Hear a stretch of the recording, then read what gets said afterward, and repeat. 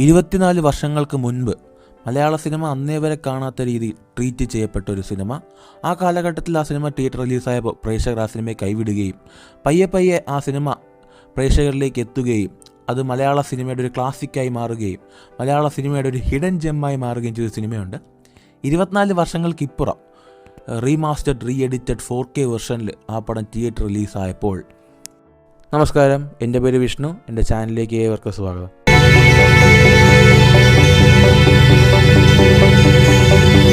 ദേവദൂതൻ 2000 റിലീസായ ഒരു സിനിമ. ആ സിനിമ ആ കാലഘട്ടത്തിൽ എന്തുകൊണ്ട് വിജയിച്ചില്ല എന്നുള്ളത് ഇന്നൊരു മിസ്റ്ററി തന്നെയാണ്. ഇത് ആ സിനിമയുടെ റിവ്യൂവോ ഒപ്പീനിയനോ പോലും അല്ല, ഇതെൻ്റെ എക്സ്പീരിയൻസ് ആണ്. ഈ സിനിമ ടി വിയിൽ പലതവണ കണ്ടിട്ടുണ്ട്. അപ്പോഴൊക്കെ ഈ സിനിമ മാജിക്കായിട്ട് തോന്നാറുണ്ട്. ഇന്ന് ഈ സിനിമ തിയേറ്ററിൽ ഇരുന്ന് കാണുമ്പോൾ ഭയങ്കര ഡിവൈനായിട്ട് ഫീൽ ചെയ്യുന്നുണ്ട്. അതിന് കാരണം ഈ പടത്തിൻ്റെ മ്യൂസിക് തന്നെയാണ്. ഫസ്റ്റത്തെ ആ എന്തൊരു മഹാനുമാവുലു, ഈ ഒരു പാട്ട് എത്ര തവണ കേട്ടിട്ടുണ്ടെന്ന് എനിക്ക് തന്നെ അറിയത്തില്ല. പക്ഷേ തിയേറ്ററിൽ ആ പാട്ട് വരാൻ നേരത്ത്, ഈ ഒരു 4K അറ്റ്മോസ്ഫിയറിൽ കേൾക്കാൻ നേരത്ത് എന്താ പറയുന്ന, നമ്മളുടെ സോള് നമ്മളുടെ ബോഡിയിൽ നിന്ന് പുറത്തു വന്ന് നിൽക്കുമ്പോൾ ഒരു ഫീല് നമുക്ക് തരുന്ന ഒരു തരം സിനിമയാണിത്. ഈ പടം അന്നും ഇന്നും എന്നും എനിക്ക് മാജിക്കലായിട്ട് ഫീൽ ചെയ്തൊരു സിനിമയാണ്. ആൻഡ് ഇതിനെപ്പറ്റി ഇതിനു മുമ്പ് ഞാനൊരു വീഡിയോ ഇട്ടിട്ടുണ്ട്. ഈ സിനിമ മലയാള സിനിമയിൽ ഒരുപക്ഷെ ആ കാലഘട്ടത്തിൽ വിജയിച്ചിരുന്നു എങ്കിൽ മലയാള സിനിമയുടെ വേറൊരു തലത്തിലേക്ക് എടുത്തുകൊണ്ട് പോകാൻ ഈ സിനിമ തീർച്ചയായിട്ടും സഹായിച്ചിരുന്നേനെ. പക്ഷേ ചില സിനിമകൾക്ക് ചില കാലഘട്ടങ്ങൾ വളരെ വലിയൊരു കാരണമായിട്ട് വരും. മേ ബി ഈ സിനിമ അർഹിക്കുന്ന പ്രേക്ഷകർ ഈ ഒരു കാലഘട്ടത്തിലായിരിക്കാം ഉണ്ടാവുന്നത്. സോ അതുകൊണ്ടായിരിക്കാം ഈ സിനിമയ്ക്ക് ഇത്ര വലിയ റെസ്പോൺസ് കിട്ടാൻ കാരണം. ഞാൻ പോയ തിയേറ്ററിൽ തന്നെ അത്യാവശ്യം നല്ല ആൾക്കാരുണ്ടായിരുന്നു. പിന്നെയും ഇനി അടുത്ത ഷോകൾക്കെല്ലാം തന്നെ ഏകദേശം ഒരു ഹാഫ് തിയേറ്റർ ഫുള്ള് തന്നെയാണ്.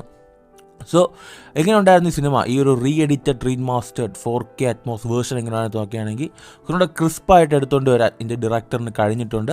സിബി മലയാൽ സാറിന് ഹാറ്റ്സ് ഓഫ് പറയണം. കാരണം അദ്ദേഹത്തിന് ഒരുപാട് ഡിപ്രഷനൊക്കെ ഉണ്ടാക്കിയ ഒരു സിനിമയായിരുന്നു സിനിമയുടെ പരാജയം എന്ന് പറയുന്നത്.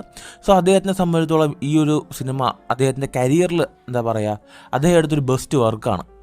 അദ്ദേഹം ചെയ്ത ഒരു ബെസ്റ്റ് വർക്കുകളിലൊന്നാണ് ഈ ദേവദൂതൻ എന്ന സിനിമ, ഞാൻ ഉറപ്പിച്ച് തന്നെ പറയും.